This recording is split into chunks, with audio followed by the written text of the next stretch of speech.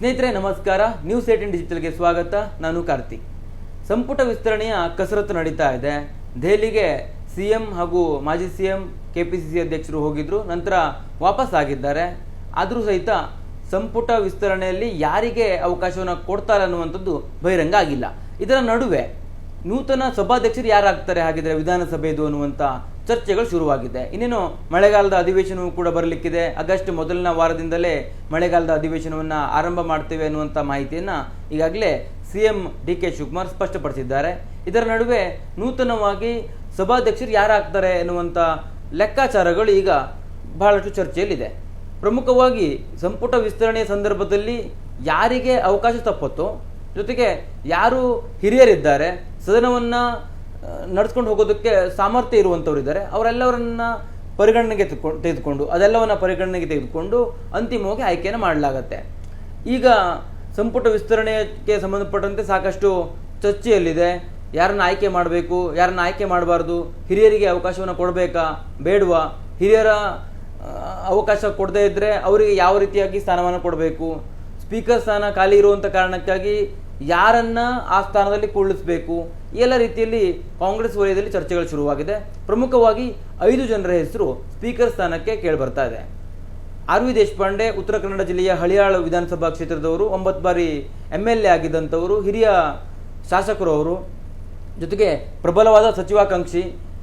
ಆದರೆ ಅವರಿಗೆ ಈ ಬಾರಿ ಸಚಿವ ಸ್ಥಾನ ಸಿಗತ್ತೆ ಅನ್ನುವಂಥ ಗ್ಯಾರಂಟಿ ಇಲ್ಲ. ಈ ಹಿಂದೆ ಸಿದ್ದರಾಮಯ್ಯನವರ ಅವಧಿಯಲ್ಲಿಯೇ ಸಚಿವರಾಗಬೇಕು ಅನ್ನುವಂಥ ನಿಟ್ಟಿನಲ್ಲಿ ಸಾಕಷ್ಟು ಶ್ರಮವನ್ನು ವಹಿಸಿದ್ರು, ಸಾಕಷ್ಟು ಪ್ರಯತ್ನವನ್ನು ಪಟ್ಟಿದ್ರು. ಆದರೆ ಅದು ಸಾಧ್ಯ ಆಗಿರಲಿಲ್ಲ. 9 ಬಾರಿ ಗೆದ್ದಂತಹ ಒಬ್ಬ MLA ಸ್ಪೀಕರ್ ಆಗಿ ಮಾಡುವಂಥ ಸಾಧ್ಯತೆ ಇದೆ ಅನ್ನುವಂಥದ್ದು ಕೂಡ ಕೇಳಿ ಬರ್ತಾ ಇದೆ. ಅಂದರೆ ಅವರಿಗೆ ಸಚಿವ ಸ್ಥಾನ ಕೊಡೋದಕ್ಕೆ ಸಾಧ್ಯ ಆಗದೆ ಇದ್ರೆ ಅವ್ರನ್ನ ಸ್ಪೀಕರ್ ಮಾಡಬಹುದು ಅನ್ನುವಂಥ ರೀತಿಯಲ್ಲಿ ಚರ್ಚೆ ಇದೆ. ಜೊತೆಗೆ ಬ್ರಾಹ್ಮಣ ಸಮುದಾಯದ ನಾಯಕರು ಆಗಿರುವಂಥ ಕಾರಣಕ್ಕಾಗಿ ಆ ಸಮುದಾಯಕ್ಕೆ ಒಂದು ಅವಕಾಶವನ್ನು ಕೊಟ್ಟಂತಾಗತ್ತೆ, ಸ್ಥಾನಮಾನವನ್ನು ಕೊಟ್ಟಂತಾಗತ್ತೆ. ಎಲ್ಲ ಸಮುದಾಯಗಳನ್ನು ಕೂಡ ಒಟ್ಟಿಗೆ ಕಾಂಗ್ರೆಸ್ ತೆಗೆದುಕೊಂಡು ಹೋಗುತ್ತೆ.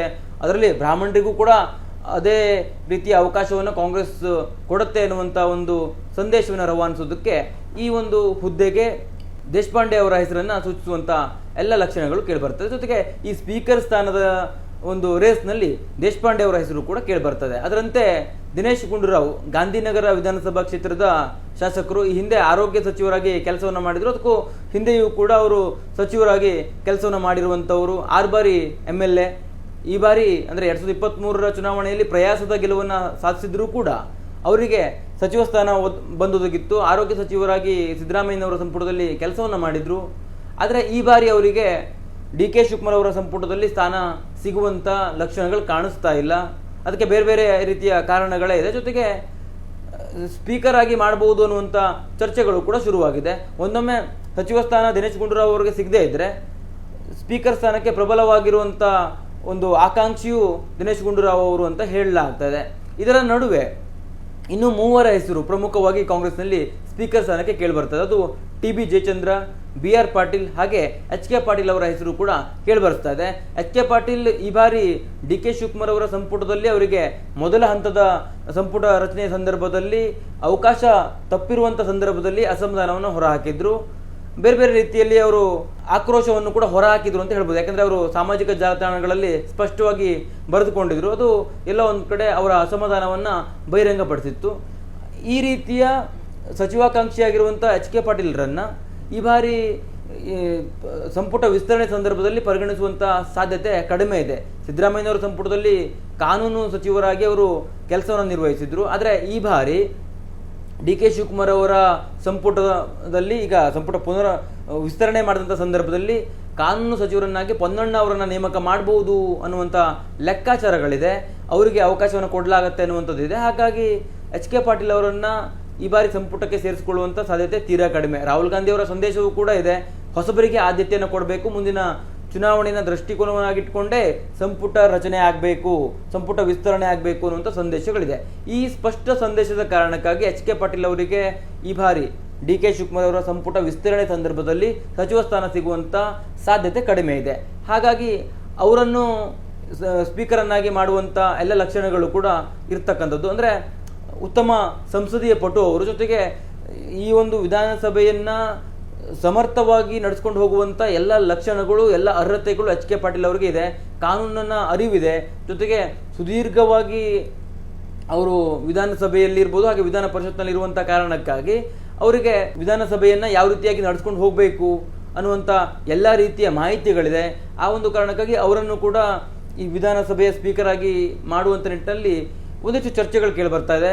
ಸ್ಪೀಕರ್ ಸ್ಥಾನಕ್ಕೆ ಅರ್ಹರಾಗಿರುವಂಥ ವ್ಯಕ್ತಿ ಎನ್ನುವಂಥ ರೀತಿಯಲ್ಲಿ ಬಿಂಬಿತವಾಗ್ತದೆ. ಅದು ಡಿ ಕೆ ಶಿವಕುಮಾರ್ ಅವರು ಇರ್ಬೋದು, ಹಾಗೆ ಕಾಂಗ್ರೆಸ್ ಪಕ್ಷದ ಹೈಕಮಾಂಡ್ ಯಾವ ನಿರ್ಧಾರವನ್ನು ತೆಗೆದುಕೊಳ್ಳುತ್ತೆ ಅನ್ನೋದನ್ನ ಕಾದು ನೋಡಬೇಕು. ಜೊತೆಗೆ ಬಿ ಆರ್ ಪಾಟೀಲ್ ಕೂಡ ಪಕ್ಷದಲ್ಲಿ ಸಾಕಷ್ಟು ಶಿಸ್ತಿನ ಸಿಪಾಯಿ ಅಂತ ಹೇಳ್ಬೋದು. ಜೊತೆಗೆ ಬಿ ಆರ್ ಪಾಟೀಲ್ ತುಂಬ ಹಿರಿಯ ನಾಯಕರು.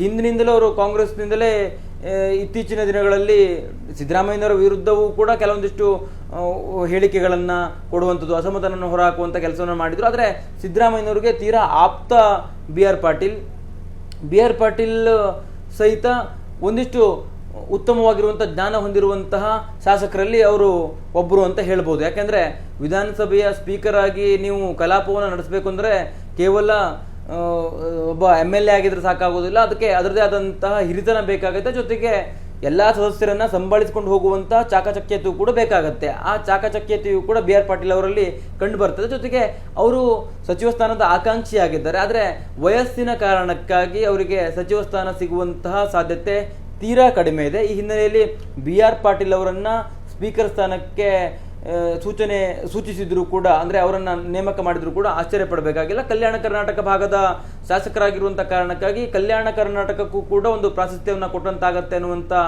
ಒಂದು ಲೆಕ್ಕಾಚಾರವನ್ನು ಹಾಕಿದ್ರೆ ಆ ಒಂದು ಸ್ಪೀಕರ್ ಸ್ಥಾನಕ್ಕೆ ಬಿ ಆರ್ ಪಾಟೀಲ್ ಅವರನ್ನ ಕೂರಿಸಬಹುದು. ಜೊತೆಗೆ ಟಿ ಬಿ ಜಯಚಂದ್ರ 6 ಬಾರಿ MLA, ಶಿರಾ ಕ್ಷೇತ್ರದ ಶಾಸಕರು, ಬಹಳ ಪ್ರಮುಖವಾಗಿ ಸಿದ್ದರಾಮಯ್ಯನವರ ಸಂಪುಟದಲ್ಲಿಯೇ ತನಗೆ ಅವಕಾಶ ಸಿಗತ್ತೆ ಅನ್ನುವಂಥ ಎಲ್ಲ ಲೆಕ್ಕಾಚಾರಗಳನ್ನು ಹಾಕೊಂಡಿದ್ರು. ಆದರೆ ಅದು ಸಾಧ್ಯ ಆಗಿರಲಿಲ್ಲ. ದೆಹಲಿಯ ವಿಶೇಷ ಪ್ರತಿನಿಧಿಯಾಗಿ ಸಿದ್ದರಾಮಯ್ಯನವರ ಸಂಪುಟದಲ್ಲಿ ಕೆಲಸವನ್ನು ಮಾಡಿದ್ರು. ಆದರೆ ಈ ಬಾರಿ ಆದರೂ ಸಂಪುಟ ವಿಸ್ತರಣೆಯ ಸಂದರ್ಭದಲ್ಲಿ ತನಗೆ ಅವಕಾಶ ಸಿಗತ್ತೆ, ಸಚಿವ ಸ್ಥಾನ ಸಿಗತ್ತೆ ಅನ್ನುವಂಥ ಒಂದು ಅಭಿಲಾಷೆಯನ್ನು ಅವರು ಇಟ್ಕೊಂಡಿದ್ದಾರೆ. ಆದರೆ ಅವರಿಗೂ ಸಹಿತ ವಯಸ್ಸಿನ ಕಾರಣಕ್ಕಾಗಿ ಸಂಪುಟ ವಿಸ್ತರಣೆ ಸಂದರ್ಭದಲ್ಲಿ ಸಚಿವ ಸ್ಥಾನ ಸಿಗುವಂಥ ಸಾಧ್ಯತೆ ತೀರಾ ಕಡಿಮೆ ಇದೆ. ಟಿ ಬಿ ಜಯಚಂದ್ರ ತುಮಕೂರು ಭಾಗದವರಾಗಿರುವಂಥ ಕಾರಣಕ್ಕಾಗಿ ಅವರು ತುಮಕೂರಿಗೂ ಒಂದು ಪ್ರಾಶಸ್ತ್ಯವನ್ನು ಕೊಡಿ ಎನ್ನುವಂಥ ಲೆಕ್ಕಾಚಾರವನ್ನು ಹಾಕೊಂಡು ಸಾಕಷ್ಟು ಒತ್ತಡವನ್ನು ಹೇರ್ತಾ ಇದ್ದಾರೆ. ಮಲ್ಲಿಕಾರ್ಜುನ್ ಖರ್ಗೆ ಅವರನ್ನು ಪದೇ ಪದೇ ಭೇಟಿಯಾಗಿದ್ರು. ಹಾಗೆ ಸಿದ್ದರಾಮಯ್ಯರ ಮೂಲಕವಾಗಿಯೂ ಕೂಡ ಸಾಕಷ್ಟು ಒತ್ತಡವನ್ನು ಹೇರುವಂಥ ಕೆಲಸವನ್ನು ಮಾಡ್ತಾ ಇದ್ದಾರೆ. ಆದರೆ ಸಂಪುಟ ವಿಸ್ತರಣೆ ಸಂದರ್ಭದಲ್ಲಿ ಅವರಿಗೆ ಸಚಿವ ಸ್ಥಾನ ಸಿಗತ್ತೆ ಅನ್ನುವಂಥ ಖಾತ್ರಿ ಇಲ್ಲ. ಈ ಹಿನ್ನೆಲೆಯಲ್ಲಿ ಹಿರಿಯ ನಾಯಕ ಆಗಿರುವಂಥ ಕಾರಣಕ್ಕಾಗಿ ದೆಹಲಿ ಮಟ್ಟದಲ್ಲಿ ಸರ್ಕಾರದ ಎಲ್ಲ ರೀತಿಯ ಅಂದರೆ ಪ್ರತಿನಿಧಿಯಾಗಿ ಕೆಲಸ ಮಾಡಿರುವಂಥ ಕಾರಣಕ್ಕಾಗಿ ಅವರಿಗೊಂದು ಅವಕಾಶವನ್ನು ಕೊಡಬಹುದಾ ಅನ್ನುವಂಥ ಚರ್ಚೆಗಳು ಕೂಡ ಕಾಂಗ್ರೆಸ್ ವಲಯದಲ್ಲಿ ಕೇಳಿ ಬರ್ತಾ ಇದೆ. ಹಿರಿಯ ನಾಯಕರಾಗಿರುವಂಥ ಕಾರಣಕ್ಕಾಗಿ ಹಿರಿಯರನ್ನೇ ಸ್ಪೀಕರನ್ನಾಗಿ ಮಾಡೋದಕ್ಕೆ ಚಿಂತನೆಯೂ ಕೂಡ ಇದೆ. ಜೊತೆಗೆ ಸಹಜವಾಗಿ ಹಿರಿಯರನ್ನೇ ಮಾಡ್ತಾರೆ. ಯಾಕೆಂದರೆ ಕಲಾಪವನ್ನು ಸರಿಯಾಗಿ ನಡೆಸ್ಕೊಂಡು ಹೋಗಬೇಕು ಅಂತಂದರೆ ಅದಕ್ಕೆ ಅದರದೇ ಆದಂಥ ಹಿರಿತನ ಇರಬೇಕು. ಜೊತೆಗೆ ಅವರಿಗೆ ಅದರದೇ ಆದಂಥ ಸಾಮರ್ಥ್ಯವೂ ಕೂಡ ಇರಬೇಕಾಗತ್ತೆ.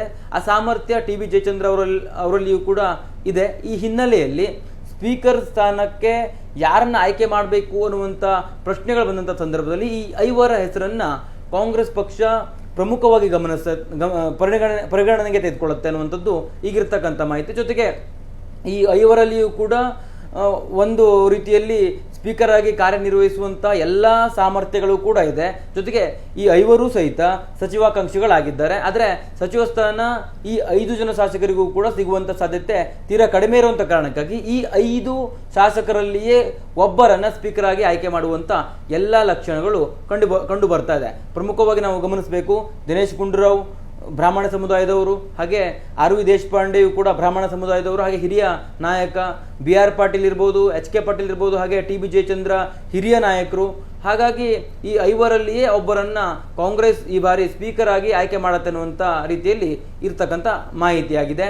ಜೊತೆಗೆ ಈ ಒಂದು ಸಂಪುಟ ವಿಸ್ತರಣೆಯ ಬಳಿಕವೇ ಈ ಒಂದು ಸ್ಪೀಕರ್ ಸ್ಥಾನವನ್ನು ಆಯ್ಕೆ ಮಾಡಲಾಗುತ್ತೆ. ಜೊತೆಗೆ ಯಾರಿಗೆ ಸಂಪುಟದಲ್ಲಿ ಸ್ಥಾನ ಸಿಗೋದಿಲ್ವೋ ಅವರನ್ನು ಸಮಾಧಾನ ಪಡಿಸುವಂಥ ನಿಟ್ಟಿನಲ್ಲಿಯೂ ಕೂಡ, ಹಾಗೆ ಜಾತಿವಾರು ಅವಕಾಶವನ್ನು ಕಲ್ಪಿಸಬೇಕು ಅನ್ನುವಂಥ ನಿಟ್ಟಿನಲ್ಲಿಯೂ ಕೂಡ ಕಾಂಗ್ರೆಸ್ ಚಿಂತನೆಯನ್ನು ಮಾಡಿ ಒಬ್ಬ ಅರ್ಹ ವ್ಯಕ್ತಿಯನ್ನು, ಅರ್ಹ ಶಾಸಕನನ್ನು ಈ ಬಾರಿ ಸ್ಪೀಕರ್ ಸ್ಥಾನಕ್ಕೆ ಕೂರಿಸ್ತಾರೆ. ಜೊತೆಗೆ ಸಂಪುಟ ವಿಸ್ತರಣೆ ಸಂದರ್ಭದಲ್ಲಿ ಪ್ರಾದೇಶಿಕವಾರು ಹಾಗೂ ಜಾತಿಯ ಒಂದು ಮಾನದಂಡವನ್ನು ಇಟ್ಟುಕೊಂಡು ವಿಸ್ತರಣೆಯನ್ನು ಮಾಡಲಾಗತ್ತೆ ಅಂತ ಹೇಳಲಾಗ್ತದೆ. ಯಾಕಂದರೆ 28ರ ಚುನಾವಣೆ ಇದೆ, 2028ರ ಚುನಾವಣೆ, ಅದು ಕಾಂಗ್ರೆಸ್ಗೆ ಬಹಳ ಪ್ರಮುಖವಾಗಿ ಗೆಲ್ಲೇಬೇಕು ಅನ್ನುವಂಥ ನಿಟ್ಟಿನಲ್ಲಿ ಈಗಿಂದಲೇ ತಯಾರಿಯನ್ನು ಅವರು ಮಾಡ್ತಾ ಇದ್ದಾರೆ. ಯಾಕೆಂದರೆ ದಕ್ಷಿಣ ಭಾರತದಲ್ಲಿ ಕಾಂಗ್ರೆಸ್ ಕೇರಳದಲ್ಲಿ ಈಗೇನೋ ಸರ್ಕಾರವನ್ನು ಮಾಡಿದೆ, ಆದರೆ ಕರ್ನಾಟಕದಲ್ಲಿ ಇರುವಷ್ಟು ಬಲಿಷ್ಠ ಇನ್ಯಾವ ರಾಜ್ಯದಲ್ಲೂ ಕೂಡ ಕಂಡು ಬರ್ತಾ ಇಲ್ಲ. ಆ ಕಾರಣಕ್ಕಾಗಿ ಕರ್ನಾಟಕವನ್ನು ಮತ್ತೊಮ್ಮೆ ಗೆಲ್ಲಬೇಕು ಅನ್ನುವಂಥ ಲೆಕ್ಕಾಚಾರದಲ್ಲಿ ಕಾಂಗ್ರೆಸ್ ಹೈಕಮಾಂಡ್ ಇದೆ. ಈ ಹಿನ್ನೆಲೆಯಲ್ಲಿ ಸಂಪುಟ ವಿಸ್ತರಣೆ ಇರ್ಬೋದು, ಹಾಗೆ ಸ್ಪೀಕರ್ ಸ್ಥಾನಕ್ಕೆ ಆಯ್ಕೆಯನ್ನು ಮಾಡುವಂಥ ವಿಚಾರದಲ್ಲಿಯೂ ಕೂಡ ಒಂದು 2028ರ ಚುನಾವಣೆಯನ್ನು ಗುರಿಯಾಗಿಟ್ಟುಕೊಂಡೇ ಅವರೊಂದು ನಿರ್ಧಾರವನ್ನು ತೆಗೆದುಕೊಳ್ತಾರೆ. ಅದೇ ಒಂದು ಹಿನ್ನೆಲೆಯಲ್ಲಿ ಈಗ ಸಂಪುಟ ವಿಸ್ತರಣೆಯ ಬಳಿಕ ಸ್ಪೀಕರ್ ಸ್ಥಾನಕ್ಕೆ ಯಾರನ್ನ ಆಯ್ಕೆ ಮಾಡ್ತಾರೆ ಅನ್ನುವಂಥ ಪ್ರಶ್ನೆಗೆ ಈ 5ರಲ್ಲಿ ಒಬ್ಬರನ್ನ ಆಯ್ಕೆ ಮಾಡ್ತಾರೆ ಈ ಅನ್ನುವಂಥ ಚರ್ಚೆಗಳು ಕಾಂಗ್ರೆಸ್ ವಲಯದಲ್ಲಿ ಕೇಳಿ ಬರ್ತದೆ. ಅದು ಜಾತಿಯವಾರು ಇರ್ಬೋದು, ಹಾಗೆ ಪ್ರಾದೇಶಿಕವಾರು ಒಂದಿಷ್ಟು ಸಮತೋಲನವನ್ನು ಕಂಡುಕೊಳ್ಳುವಂಥ ನಿಟ್ಟಿನಲ್ಲಿಯೇ ಈ ಒಂದು ಆಯ್ಕೆಯನ್ನು ಮಾಡಲಾಗತ್ತೆ ಅನ್ನುವಂಥ ರೀತಿಯಲ್ಲಿ ಚರ್ಚೆಗಳು ಕೂಡ ಇರುವಂಥದ್ದು. ಕ್ಯಾಮ್ರಾ ಪರ್ಸನ್ ಯೋಗೇಶ್ವರ ಜೊತೆ ಕಾರ್ತಿಕ್, ನ್ಯೂಸ್ 18 ಕನ್ನಡ, ಬೆಂಗಳೂರು. ನಿರ್ಭೀತ, ನಿಷ್ಪಕ್ಷಪಾತ, ವಿಶ್ವಾಸಾರ್ಹ ಸುದ್ದಿಗಳಿಗೆ ಮತ್ತೊಂದು ಹೆಸರಾಗಿರುವಂತ ನ್ಯೂಸ್ 18 ಕನ್ನಡ ಈಗ ಆಪ್ನಲ್ಲೂ ಲಭ್ಯವಿದೆ. ದಯವಿಟ್ಟು ಇಲ್ಲಿರುವಂತ QR ಕೋಡ್ ಸ್ಕ್ಯಾನ್ ಮಾಡಿಕೊಂಡು ಆಪ್ ಡೌನ್ಲೋಡ್ ಮಾಡೋದಕ್ಕೆ ಮರಿಬೇಡಿ. ನಿಮ್ಮ ಬೆಂಬಲ ಹೀಗೆ ಸದಾ ನಮ್ಮೊಂದಿಗಿರಲಿ. ಧನ್ಯವಾದ.